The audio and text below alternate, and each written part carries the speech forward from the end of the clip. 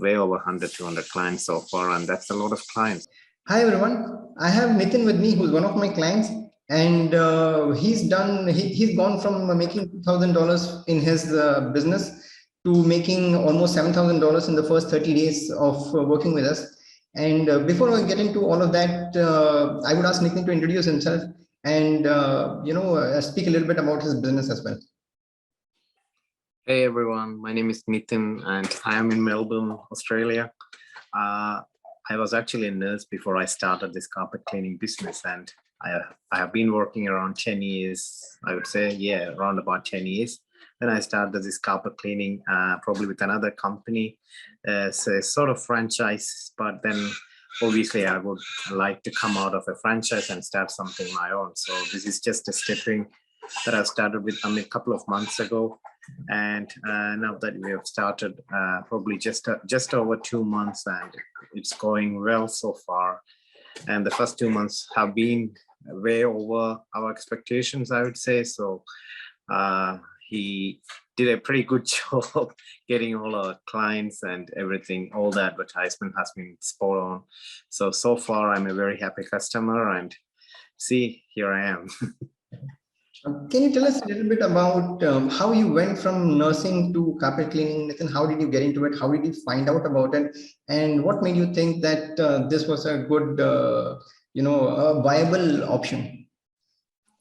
Well, shifting from nursing to carpet cleaning obviously was not a good decision. Was not an easy decision. It was a hard decision. Being nurses, obviously, we are supposed to be working shift. So probably a morning or afternoon or a night shift.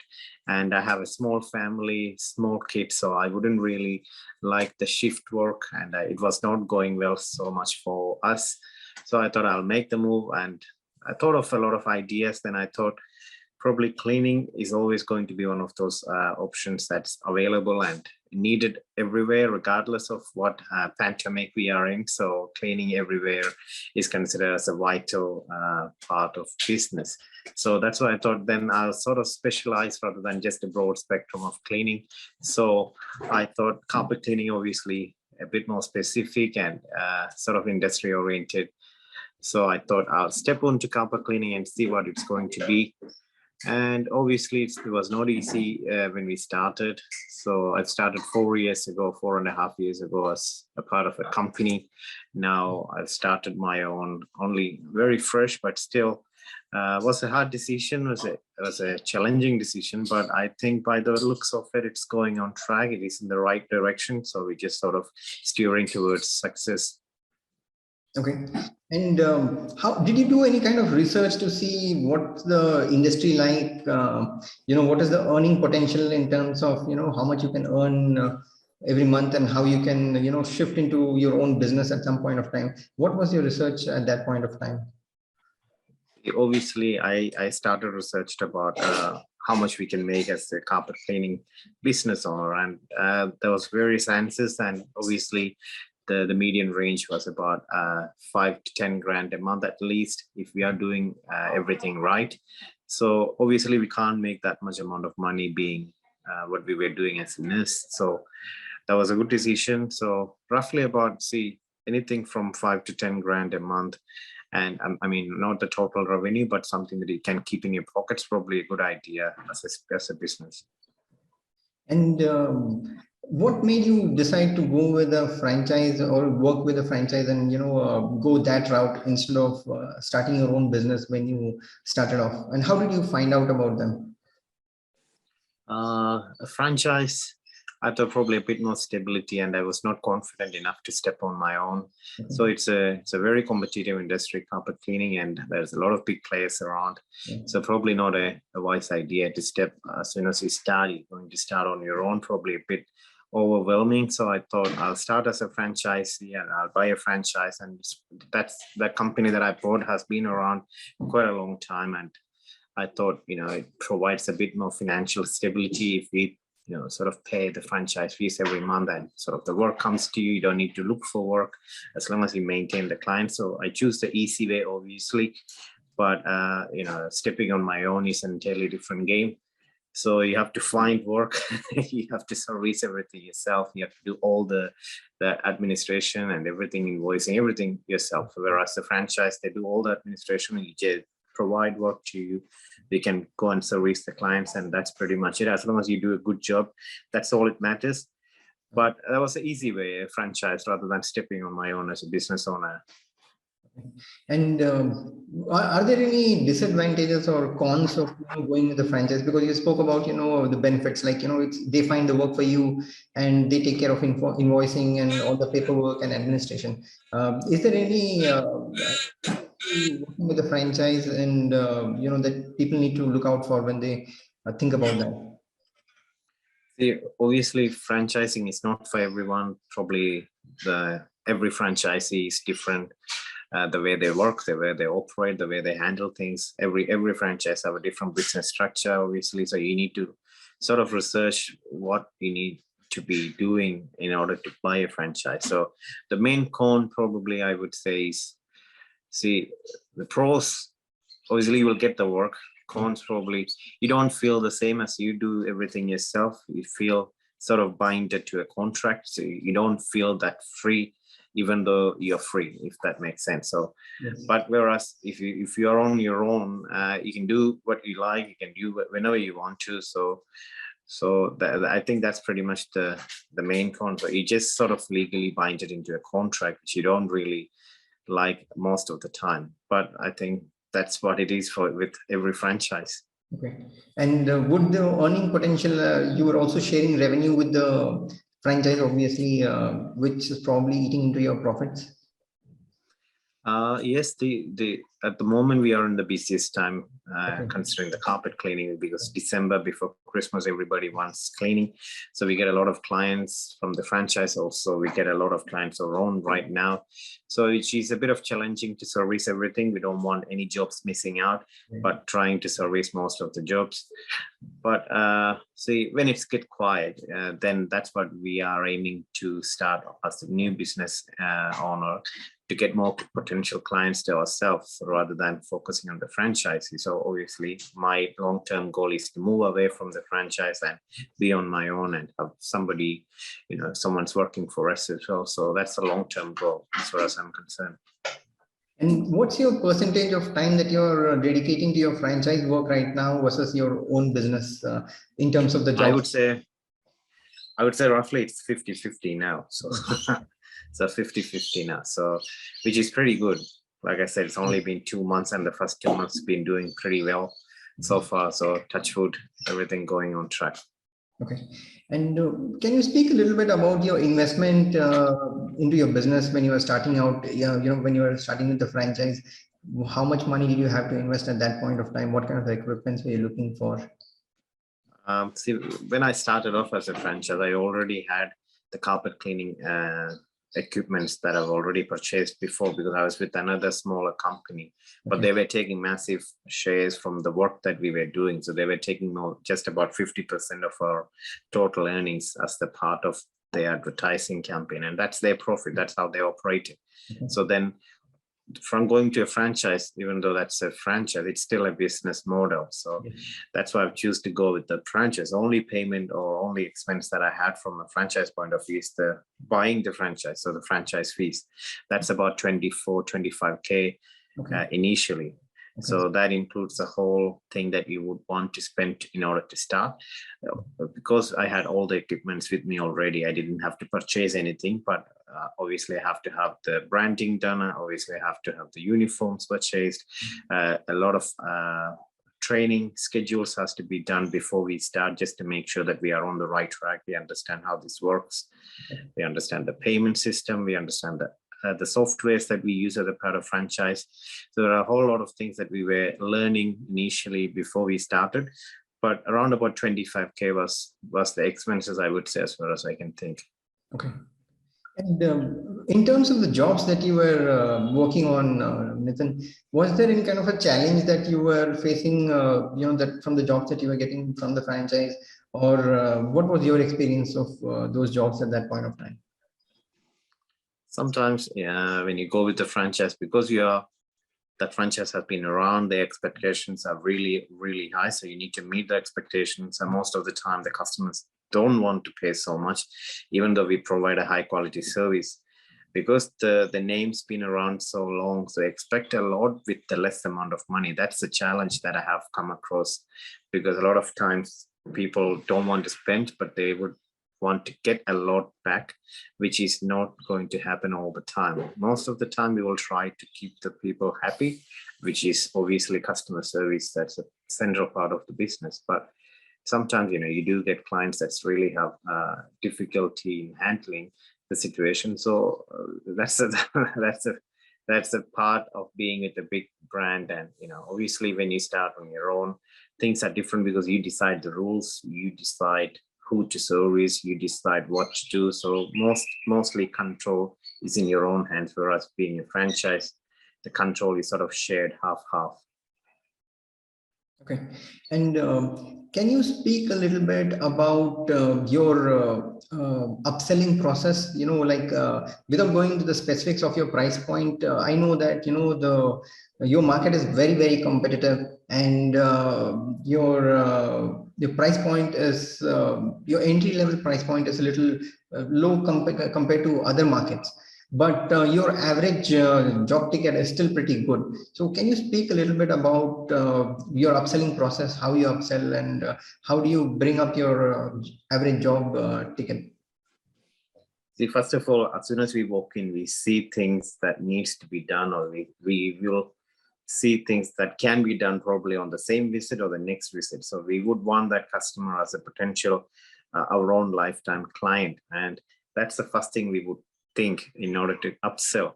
Secondly, what we do is we will try to educate the customer in order to get that price point to a bit high, because obviously they don't want to spend a lot of money initially, but once we explain to them the process that's involved that can be done or could be done in a certain amount of money, probably they're happy to pay another $100 or $200 on top of the price entry point, which is very low compared to any other markets, because it's very competitive. As I said earlier, very competitive. There are a lot of big players with smaller entry points, so we would have to be very competitive in terms of pricing.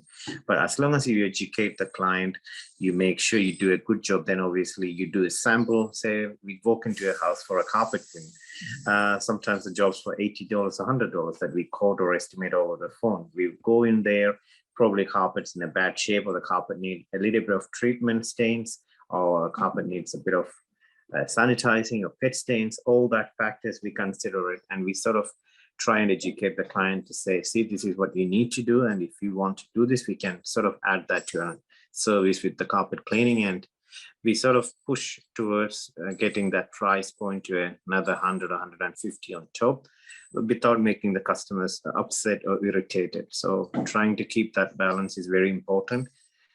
Secondly, like I said, anything that we can think, if they have tiles in the house, we will go through and ask quickly, would you like to have your tiles cleaned, because it hasn't been, looks like it hasn't been done for a while.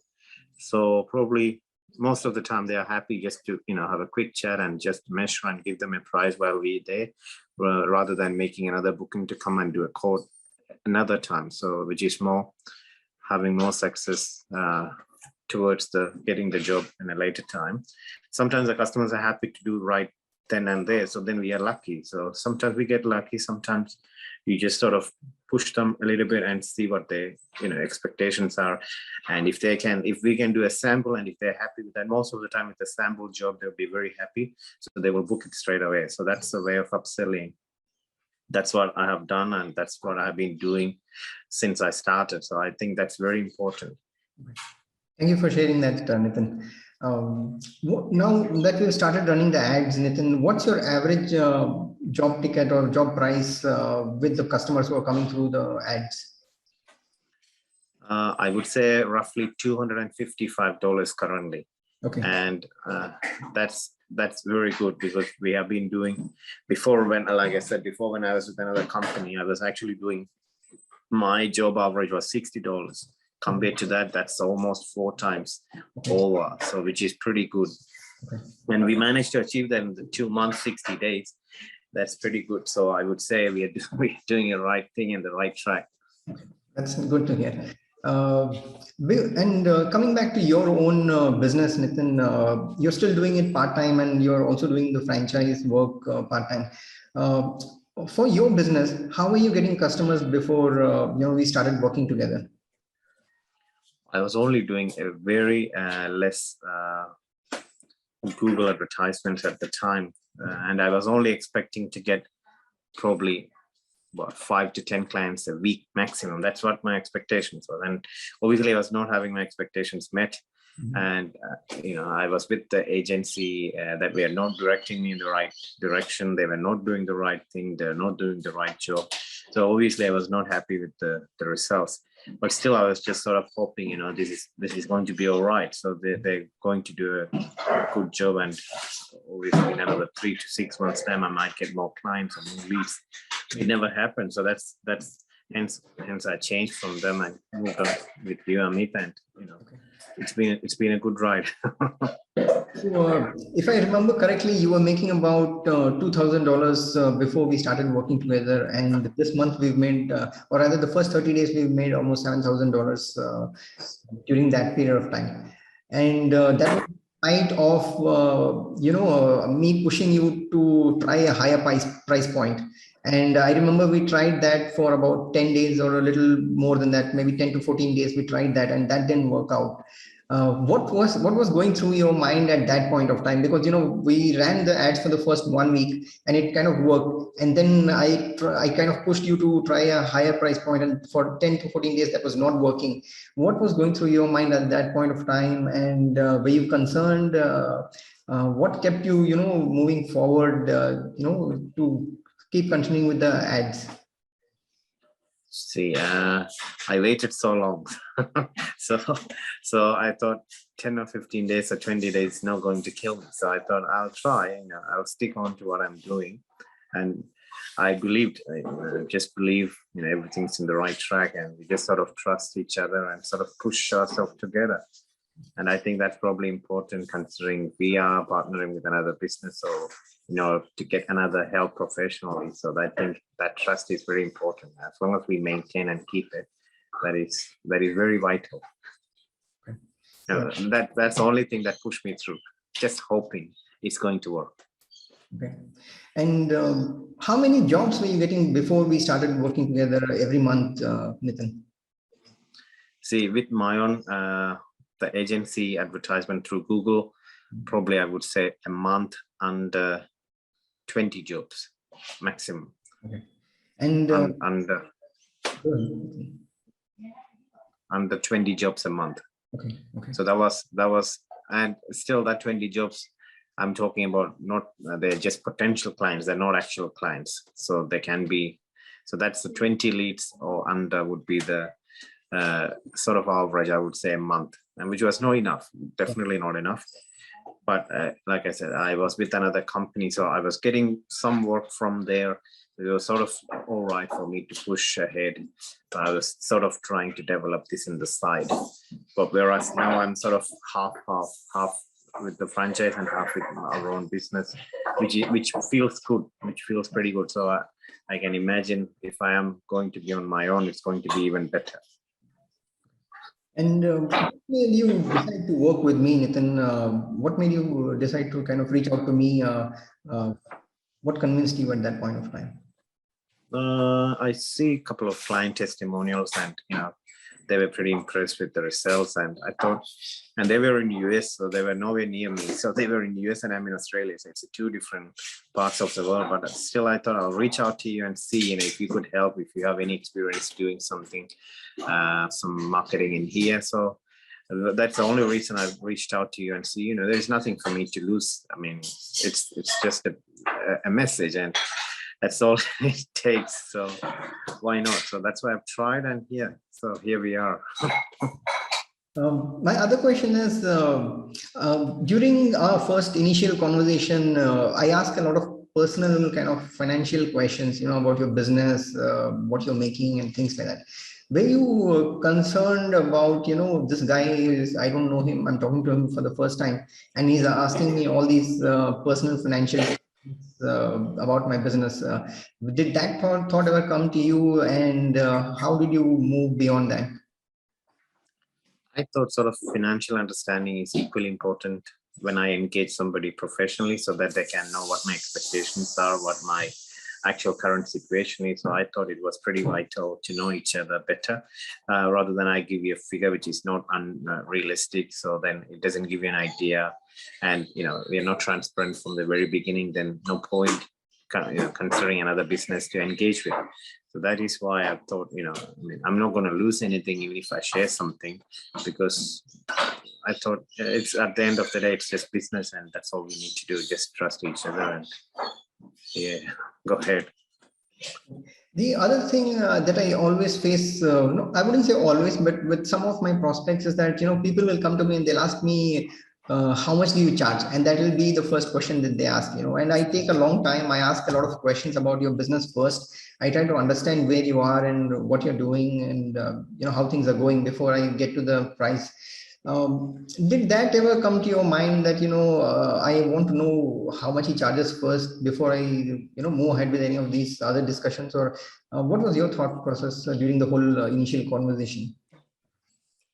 Obviously, see, everyone charges differently according to what their price is. So I knew obviously we have to pay for a service. I just knew we have to pay for it. I mean, it's not going to be free. So I knew it has to be paid, has to be done. But I thought, obviously everyone will ask and find out curious because everyone's curious to see what is he going to charge me. So if you're going to tell me I'm going to charge you $3,000 a month without even being starting the process, then I would say, oh, no problem. Don't worry about it, because it is unreal. So you need to have your expectations right. And as long as that expectations are met, I think that's probably the best way to go ahead. How has your business changed, Nithin, since the time we started working together? How has your lifestyle changed? There must be some change in your business as well as your personal life. How has the ad campaigns and the results that you're getting, how has that impacted both of these areas? Well, I would start with the personal life. I'm getting very busy. I've got 2 small kids. I don't have the time to spend with them last 2 months. See, it's good in one way. Only thing is that the business is getting more clients to us on a daily basis, and we are happy to service more and more clients every day. That is totally something that I was been looking forward to. Personal life, like I said, the time with the kids, which I know it's very important to me. And I'm sort of trying to manage both that to keep a balance. But at the moment, it's still early stages. I haven't got that balance yet, but I think this is the time that we have to work our asses off and see how much we can work and what's our next future is going to be, next year is going to be. So before Christmas or even up until January is the busiest months in Melbourne in terms of carpet cleaning. So I thought I'll push it hard, and my wife's been a huge support for me. So she has been, taking care of the kids as well. So I know she'll be there if I am not here. So that sort of pushed me along. And can you speak a little bit about your experience working with me, Nithin? We had that rough time between those 10 to 14 days when we were trying different price points. And in general, what was your experience working with me? See, it's been great, Amit. Like I said, I was with a lousy agency in the beginning. So since I started working with you, sort of those had a lot of movement in terms of business. So the clients have been inquiring a lot. We have been, messaging and communicating each other back and forth to many clients, way over 100, 200 clients so far. And that's a lot of clients. And I mean, you don't get all of them, but at least you can try to get most of them. So the way you respond and how quick you are, I think these are all the factors. But that 10, 14 days, I didn't really worry so much because, like I said, my expectations was not so high in the beginning. So if you set yourself a huge expectation, I think you would be stressing out to see what's going to happen. But I have sort of kept my cool and see, this is going to be fine. And I was just keep telling myself, this is going to be fine. I mean, 10 or 12 days or 15 days doesn't worry me. So that's what pushed me. And what would you tell someone who's thinking about working with me and, if they're considering whether they should reach out to me or not, what would be your, advice to them? Well, see, Personally, I would recommend Amit because I have had a good experience so far. And I hope we're going to have the same ride the next few months or few years, as long as I can, as long as we can. But see, you deal with the guy. He's transparent. He's honest. He will tell you what's going to happen. How to set your expectation, what to expect, what's coming, and what's going to happen. He even predicts. You see, he got so much clients, so he always follows up. So I think that probably pretty much a good communication in terms of two business engagements. Vital part I would say is following up and communicating well, which is happening here very often. So even though I'm busy, he will prompt me and asking to get things done. There are a couple of things that I have to do. I've been lazy or I have been too busy, but he always checks on me and asks, to sort of send everything in a timely manner. But he's nice at the same time. so as long as you do what he tells you, and I think results will come back to you. And do you have any piece of advice for people who are new to the industry, who are thinking about getting into carpet cleaning? What would you tell them? What would your biggest tip that you would want to give them? I think, see, if you have the right mindset and you have, just listen to your gut. I think that tells you everything. So regardless of what you want to do, who you're gonna engage with, you just listen to your gut, and your gut's always right. And most of the time it is. And you just listen to that, and as long as you do the right thing the right way, I think it will be successful at the end. You have to be hardworking. You have to have a lot of sacrifices in order to get your business moving. I mean, which is all part of the game, but we are all in here for a long game. So we are not here to stay just for a few days and leave. So we are here to stay for a while. So as long as we can do the hard working and everything that follows, I think it will be fine. And we're almost coming towards the end of the interview, Nithin. But what things have you kind of learned, or what has been your experience during these last 2 months? You must have learned certain things about the business and about marketing as well during your previous tenure. And in the last 2 months, is there something that you've kind of learned that you think will be useful going forward? And how do you plan to kind of implement that in your business in future? See, communication, like I said, is very important. Telling, say, for example, if you engage Amit, telling him what you need and what needs to be done, and keep on asking him questions that he will be happy to help. So as long as you get a right idea of what you're getting into, I think that's pretty important to conduct any business. So you deal with Amit, he will give you suggestions, but at the end of the day, you have got a lot of questions to ask. You make sure you clarify that. As long as he will clarify you, that I can tell you 100%. So he will clarify you. As long as it's been your expectations are met, you are happy. I think that's all it matters. And no point stressing, because see, wherever we go, it is not easy to conduct any business, because especially if you're starting from scratch like I am, it's not easy. It's never meant to be easy. But I think if you have the right mindset, if you can push yourself so hard every day, I think it's well worth it. Right. So thank you, Nithin, for joining today. And I will speak to you during our next call. And I'm sure that people who've seen this video will find it useful. I think there is a lot of motivation that we can draw from your journey, starting from nursing to, being part of a franchise, and then moving on to starting your own business as well. Yes. Thanks. Thank Nithin. you. Have a great day. Not a problem. Bye. Thank you, Amir.